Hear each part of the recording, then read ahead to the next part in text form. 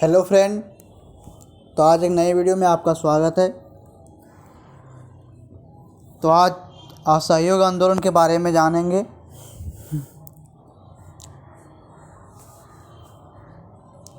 तो क्वेश्चन में पूछ सकता है कि भारत में स्वतंत्रता संग्राम में असहयोग आंदोलन के महत्व की चर्चा कीजिए। तो अब इसके चलिए आंसर देखते हैं।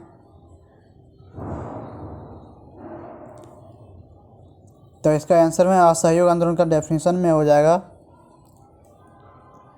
कि लंबे समय से अंग्रेजी शोषण का देश झेल रही थी। भारतीय जनता की प्रतिक्रिया वर्ष 1920 में आकर फूट पड़ी।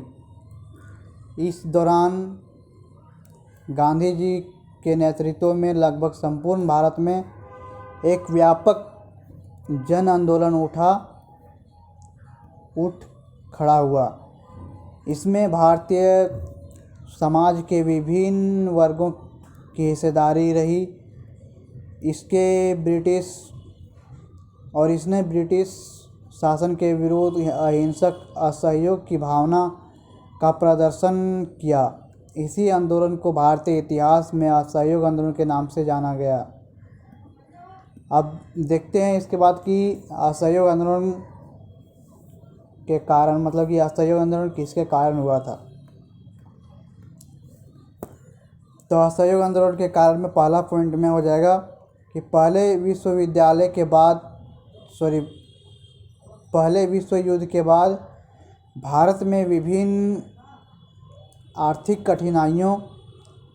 कठिनाइयाँ उत्पन्न हो गई थी। इसके बारे में स्वरूप महंगाई अधिक बढ़ गई थी और भारत की जनता अत्यधिक परेशान थी। लेकिन इस स्थिति को सुधारने के लिए ब्रिटिश सरकार ने कोई ठोस कदम नहीं उठाए। इससे भारतीय जनता अंग्रेज़ों के विरुद्ध आक्रोशित हो गई। और दूसरा पॉइंट में अंग्रेज़ों ने पहले विश्व युद्ध में भारतीय का सहयोग प्राप्त करने के लिए यह वादा किया कि युद्ध समाप्त होने के बाद भारत में संवैधानिक सुधार की दिशा में कदम बढ़ाए जाएंगे। लेकिन इस वादे को पूरा नहीं किया गया और इसके स्थान पर रॉलेट एक्ट जैसा काला कानून भारतीयों पर थोप दिया गया। इससे भी भारत में एक बड़ा वर्ग अंग्रेज़ों के विरुद्ध हो गए।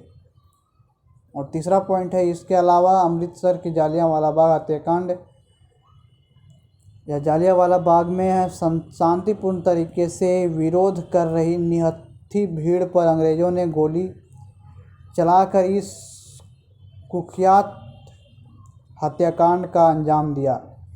इसके विरुद्ध भी संपूर्ण भारत अंग्रेज़ों के विरुद्ध एक तीखी प्रतिक्रिया व्यक्त की गई।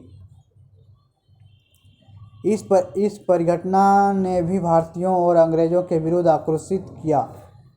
इन समस्त घटनाओं में समेकित रूप से असहयोग आंदोलन का जन्म दिया। इसके बाद नेक्स्ट है कि असहयोग आंदोलन का प्रारंभ कब और किस तरह हुआ। तो इसमें पहला पॉइंट है कि 1 अगस्त 1920 ईस्वी को असहयोग आंदोलन प्रारंभ हो गया था और दुर्भाग्यवश इस दिन लोकमान्य बाल गंगाधर तिलक की मृत्यु हो गई थी। और दूसरा पॉइंट है, सितंबर 1920 में कोलकाता में भारतीय राष्ट्रीय कांग्रेस का विशेष अधिवेशन बुलाया गया था। इसमें असहयोग आंदोलन संबंधी प्रस्ताव प्रस्तुत किया गया था। इसके बाद सितंबर 1920 में राष्ट्रीय कांग्रेस का वार्षिक अधिवेशन नागपुर में आयोजित हुआ था। इस अधिवेशन के दौरान असहयोग आंदोलन के प्रस्ताव को पुष्टि कर दी गई थी। आधिकारिक तौर पर असहयोग आंदोलन प्रारंभ हो गया था। इसके बाद तीसरा पॉइंट में है कि कांग्रेस ने अपने नागपुर के वार्षिक अधिवेशन में 2 प्रमुख निर्णय लिए थे। इनमें तो पहला तो था कि ब्रिटिश शासन के भीतर स्वशासन की मांग और परित्याग करना और इसके स्थान पर स्वराज को अपना लक्ष्य घोषित करना है। इसके अलावा दूसरा निर्णय यह था कि कांग्रेस ने असहयोग आंदोलन के दौरान किए जाने वाले रचनात्मक कार्यों की सूची तैयार की और उन्हीं कार्यों के इर्द गिर्द असहयोग आंदोलन का संचालन किया जाना था। अब इसके बाद प्रारंभ के बाद इसका कार्यक्रम देखते हैं। असहयोग आंदोलन के कार्यक्रम, तो इसमें कार्यक्रम के अंतर्गत है पहला पॉइंट, कांग्रेस के नेतृत्व में असहयोग आंदोलन के दौरान राष्ट्रीय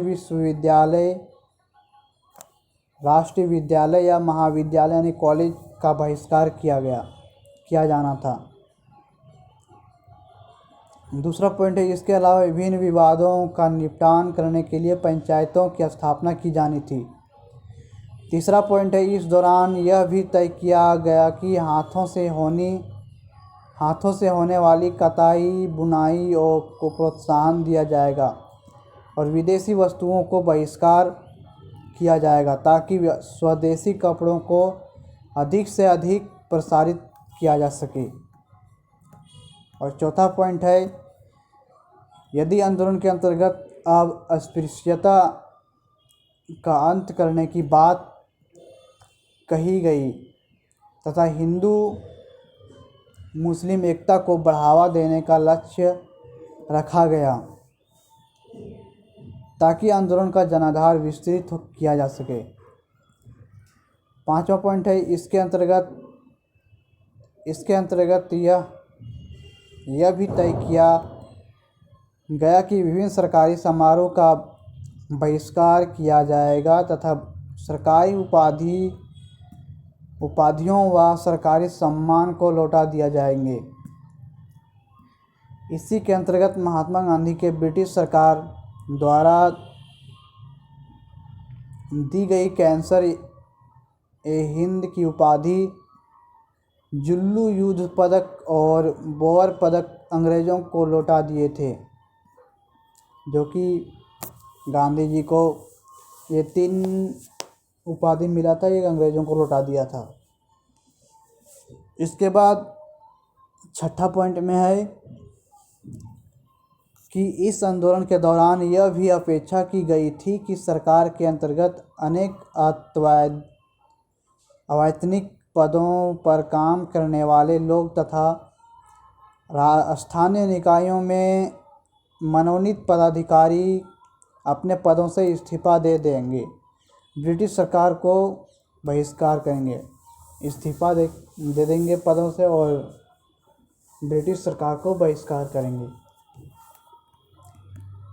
इसके बाद 7वां पॉइंट है, इस संदर्भ में गांधी जी ने सितंबर 1921 में यह कहा था कि यदि ये सभी कार्यक्रम सफलतापूर्वक लागू होते हैं तो 1 वर्ष के भीतर स्वराज प्राप्त हो जाएगा।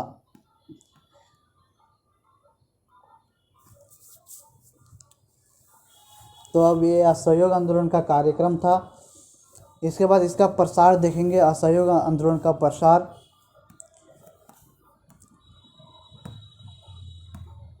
तो इसमें पहला पॉइंट है कि असहयोग आंदोलन का प्रसार लगभग संपूर्ण देश में देखा गया था तथा यह जनता के लगभग सभी वर्गों तक विस्तृत हो सका था। इस आंदोलन के अंतर्गत शिक्षा का सर्वाधिक बहिष्कार बंगाल में किया गया। पंजाब में शिक्षा के बहिष्कार संबंधी मामलों का नेतृत्व लाला लाजपत राय द्वारा किया गया था। और दूसरा पॉइंट है, खिलाफत आंदोलन में असहयोग आंदोलन के साथ साथ चल रहा था। मतलब खिलाफत आंदोलन और असहयोग आंदोलन दोनों साथ साथ में चल रहा था। इसके उद्देश्य यानी कि खिलाफत आंदोलन का उद्देश्य था हिंदू मुस्लिम एकता को बढ़ावा देना था। तथा इसके अंतर्गत मुसलमानों ने एक आर्य समाज के नेता स्वामी श्रद्धानंद को आमंत्रित किया गया था कि वे जामा मस्जिद में आकर भाषण दें। इसके अलावा अमृतसर में सिखों ने स्वर्ण मंदिर की चाबियां एक मुस्लिम नेता डॉक्टर सैफुद्दीन किचलू को सौंप दी थी। इसके बाद तीसरा पॉइंट है, इस दौरान वर्ष 1921 में प्रिंस ऑफ वेल्स भारत आया था। इसके विरोध में संपूर्ण देश में हड़ताल का आयोजन किया गया था। और चौथा पॉइंट है, लगभग पूरे भारत में विदेशी शराब की दुकानों पर धरना दिया गया था, ताड़ी का विरोध किया गया था तथा विदेशी कपड़ों की सार्वजनिक रूप से होली जलाई गई थी। और पांचवा पॉइंट है इसमें, वर्तमान बिहार के छपरा में असहयोग आंदोलन का नेतृत्व राहुल सनकृत्यायन द्वारा किया गया था। इसके चलते उन्हें 6 महीने की जेल भी हुई थी। और छठा पॉइंट में है, समेत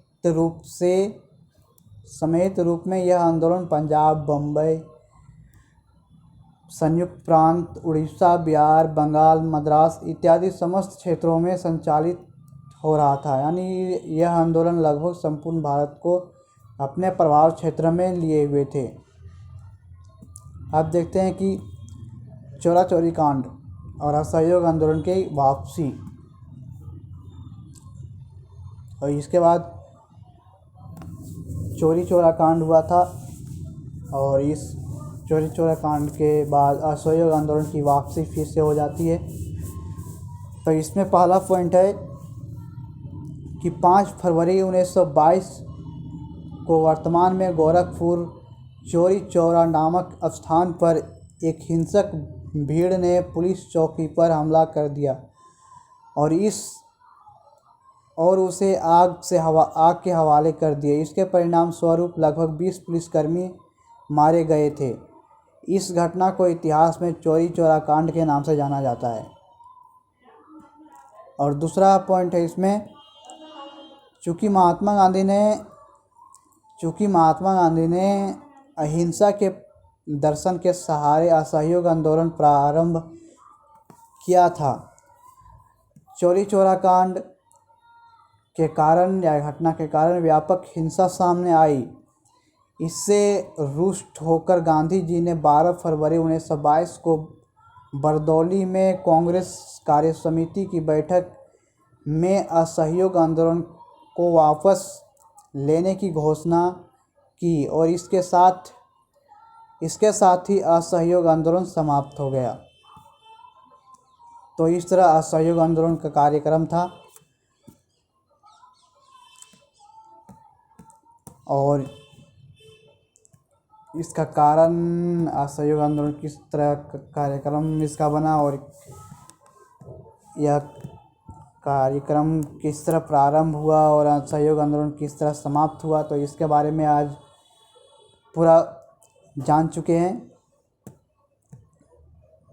तो और भी ऐसे वीडियो पाने के लिए इस चैनल को सब्सक्राइब करके बेल आइकन जरूर दबा दें ताकि आपको जल्द से जल्द ऐसे वीडियो पहुंच पाए।